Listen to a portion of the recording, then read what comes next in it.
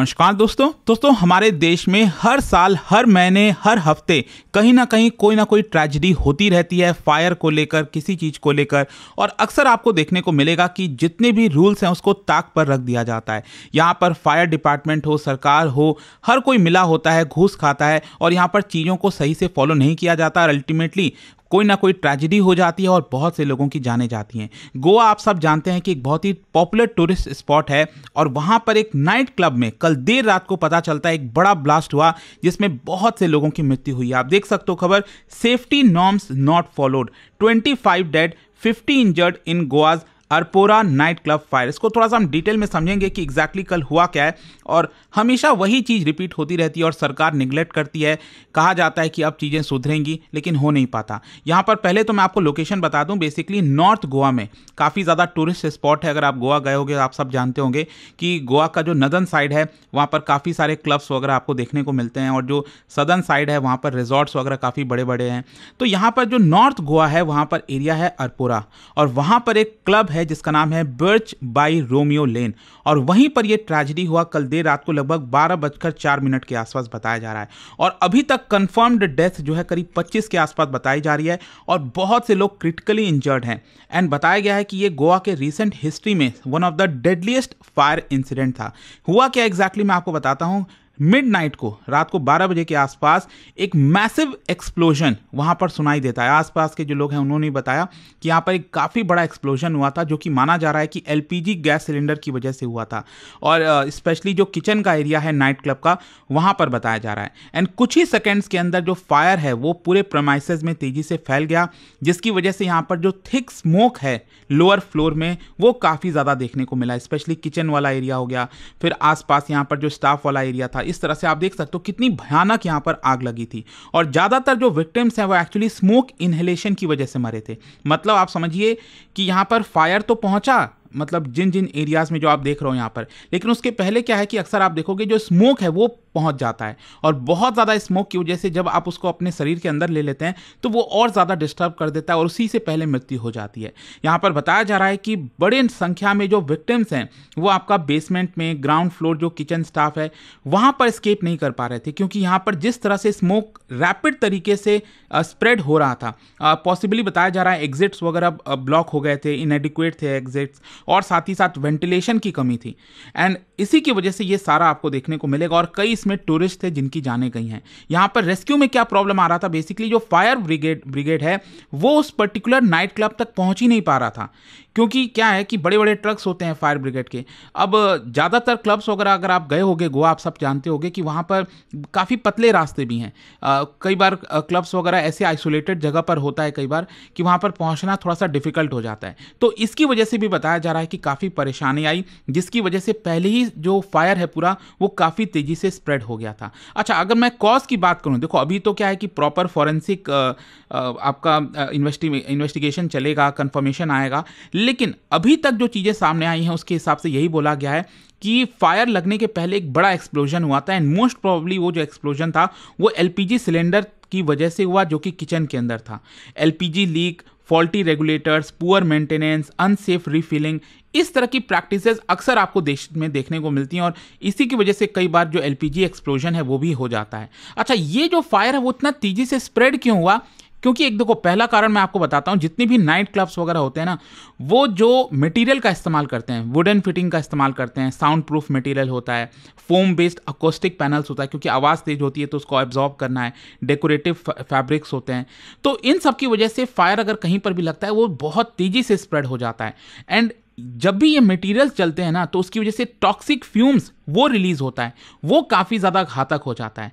फिर इसके अलावा यहाँ पर जो फायर सेफ्टी इंफ्रास्ट्रक्चर होना चाहिए था उसकी कमी में बताया जा रहा है। यहाँ पर जो स्मोक डिटेक्टर्स हैं वो वर्क नहीं कर रहे थे, स्प्रिंकलर सिस्टम नहीं था। जस्ट इमेजिन करके देखिए, हर जगह अगर स्प्रिंकलर सिस्टम होता, स्मोक डिटेक्टर्स होता तो शायद ये स्प्रेड भी नहीं होता। तो ये नेग्लेक्ट है ना, ये मारा गया है। These many peoples were actually killed, क्योंकि आपने यहाँ पर चीज़ों को इग्नोर कर दिया। फायर एक्सटिंग्विशर्स की कमी थी, इमरजेंसी लाइटिंग वहाँ पर नहीं था, एंड पॉसिबली यहाँ पर जो Goa fire and safety norms होता है उसका वॉयलेशन हुआ है। पुअर वेंटिलेशन, ये भी बताया जा रहा है कि जो किचन और कई सारे जो स्टाफ्स थे आसपास के एरिया में, वहाँ पर वेंटिलेशन की कमी थी, जिसकी वजह से स्मोक निकल नहीं पाया, उसी में ही जमा हो गया। मैंने आपको बोला ना कि अभी फायर पहुंचा भी नहीं होगा, उसके पहले ही लोग जो स्मोक ले लिए होंगे अंदर, तो उसी में तुरंत मृत्यु हो जाती है। फिर इसके अलावा एग्जिट जो होना चाहिए था प्रॉपर, वो कंजेस्टेड होंगे। जो विक्टिम्स हैं वो स्केप नहीं कर पा रहे थे because emergency exit properly mark नहीं थे, स्टेयरवेज काफ़ी ज़्यादा नैरो थे, लेआउट काफ़ी कंफ्यूजिंग हो गया था। तो ये सब पहले से चीज़ों को ध्यान देना पड़ता है, अदरवाइज इस तरह की ट्रेजेडी अक्सर आपको देखने को मिलती है। और डेथ इसीलिए था, मैं आप देख सकते हो यहाँ पर जो बताया जा रहा है अभी के लिए कि जो केमिकल्स और इन सब की वजह से फोम बर्न हो रहे थे, तो उसकी वजह से काफ़ी केमिकल रिलीज हो रहा था, स्मोक रिलीज हो रहा था, और 30 सेकंड के अंदर अंदर कोई इंसान अगर उसको इनहेल कर लेता है तो वो बेहोश हो जाता है और 2 से 3 मिनट में उसकी मृत्यु हो सकती है। तो that was one of the biggest reason कि यहाँ पर हो सकता है कि फायर पहुंचा ही ना हो, उसके पहले स्मोक की वजह से लोगों की मृत्यु हो गई हो, क्योंकि जो मटेरियल्स वगैरह से ये चीज़ें बनी होती हैं। अच्छा, यहाँ पर रेगुलेटरी और सेफ्टी फेलियर क्या है? सबसे पहला तो violation of fire safety norm, मतलब ज़्यादातर आप देखोगे बताया जा रहा है अभी के लिए कि जो क्लब्स हैं वो आपका प्रॉपर जो सेफ्टी गाइडलाइंस होती हैं, फायर सेफ्टी गाइडलाइंस, उसको फॉलो नहीं करते।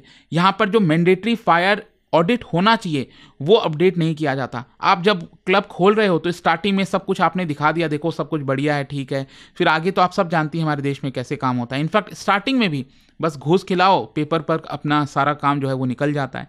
फायर एग्जिट जो है इनएडिक्वेट थे। क्यों इनएडिक्वेट थे?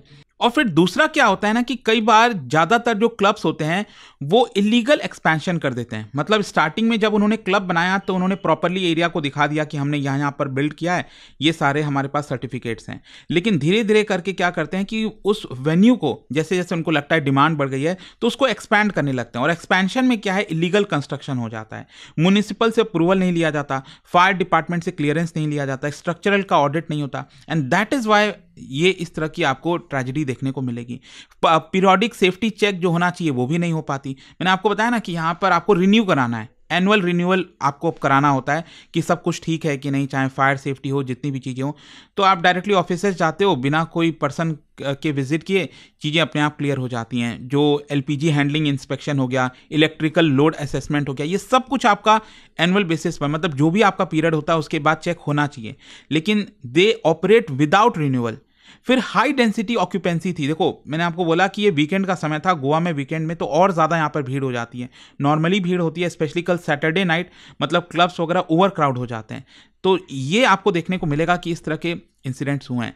अच्छा, फायर ब्रिगेड और रेस्क्यू में क्या प्रॉब्लम हुआ? देखो, एक तो जो मैंने आपको बताया कि जो फायर ब्रिगेड था, फायर इंजन्स थे, वो बिल्डिंग्स तक नहीं पहुंच पा रहे थे, इंटरनल रोड्स काफ़ी नैरो थी, जो पार्क्ड व्हीकल्स थे वो बहुत ही इम्प्रॉपर तरीके से थे, तो ट्रक को वहाँ पर पहुँचने में मुश्किल हुआ।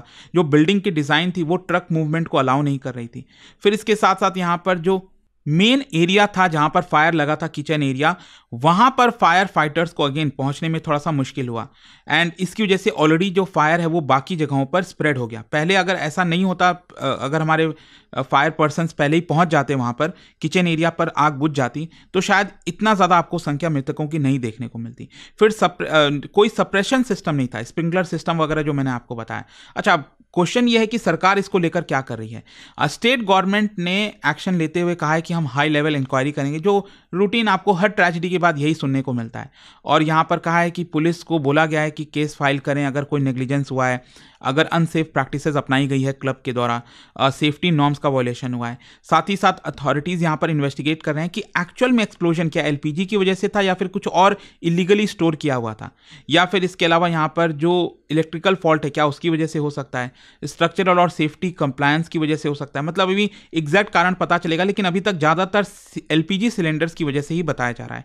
और अकाउंटेबिलिटी और अरेस्ट की भी बात कही गई है। यहाँ पर क्रिमिनल लायबिलिटी, प्रीमाइस को सीलिंग करने के लिए बोल दिया गया है, तो ये सारी चीज़ें बोली गई हैं। साथ ही साथ प्राइम मिनिस्टर नरेंद्र मोदी जी का भी ट्वीट आया और उन्होंने कहा है कि इट इज़ डीपली सैडनिंग जो ट्रेजेडी हुई है। और साथ ही साथ प्राइम मिनिस्टर ऑफिस ने 2 लाख रुपए का कंपनसेशन अनाउंस किया है जिन फैमिलीज़ को जिनकी मृत्यु हुई है पर्सनस की, और यहाँ पर जो लोग इंजर्ड हुए हैं उनको 50,000 रुपये का मुआवजा देने का ऐलान किया गया है। अच्छा, ओवरऑल इसका इम्प्लीकेशंस क्या, इम्पैक्ट क्या है? देखो, बोलने के लिए हम कह देते हैं कि ये चीज़ें होनी चाहिए, लेकिन क्या एक्चुअल में होगा?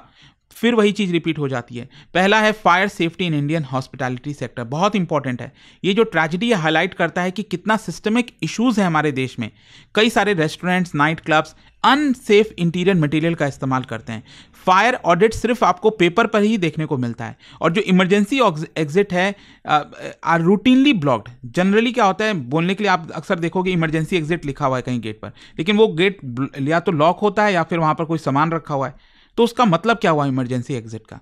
क्योंकि आप सोच के चलते हो कि कोई ट्रेजेडी होगी नहीं, और जब ट्रेजेडी होती है तो वो तो ब्लॉक है, वो आप करोगे क्या उसका फिर? और टूरिज्म और सेफ्टी को लेकर अक्सर डिबेट है। गोवा जो है हेविली टूरिज्म पर डिपेंडेंट है, तो कई बार जो अथॉरिटीज़ हैं वो भी थोड़े बहुत अगर वायलेशंस होते हैं, माइनर वायलेशंस, उसको अलाउ कर देती है कि चलो चलने दो इसको, कोई बात नहीं। तो इसके अलावा यहाँ पर ज़रूरत यह है कि हमारे देश में एक नेशनल फायर कोड मॉडर्नाइजेशन होना चाहिए, क्योंकि बहुत पुराने जो कानून हैं, जो नॉर्म्स चलते आ रहे हैं, उसी के हिसाब से चीज़ें चल रही हैं। देखते हैं क्या इससे सरकारें सीखती हैं कि नहीं सीखती हैं। बट एक बहुत ही दुखद ट्रेजेडी, सोच के देखिए कितने सारे फैमिली मेम्बर्स यहाँ पर इस समय परेशान होंगे। उनके परिवारजन की मृत्यु हुई है, जो 25 लोग को छोटा आंकड़ा नहीं होता है। और जाने से पहले आप सबके लिए एक क्वेश्चन भी है, क्या बता सकते हो गोवा में इनमें से कौन कौन सा रिवर्स आपको देखने को मिलेगा? और इसका जो राइट आंसर आप सब जानते हैं, मेरे इंस्टाग्राम पर तो मिलेगा ही, वहां पर अगर आप नहीं हो कोई बात नहीं, टेलीग्राम से भी ले सकते हैं इसका सही उत्तर। और दोस्तों, मैं आपको एक चीज बता दूं, अगर आप में से जो भी लोग यूपीएससी की तैयारी कर रहे हैं, आज लास्ट डेट है मिशन सक्सेस सेल का। एक्स्ट्रा डिस्काउंट आपको लेना है, use this code Ankit live, और ये फोन नंबर है, यहां पर आप कॉल करिए, मेरी टीम आपको अच्छे से गाइड कर देगी।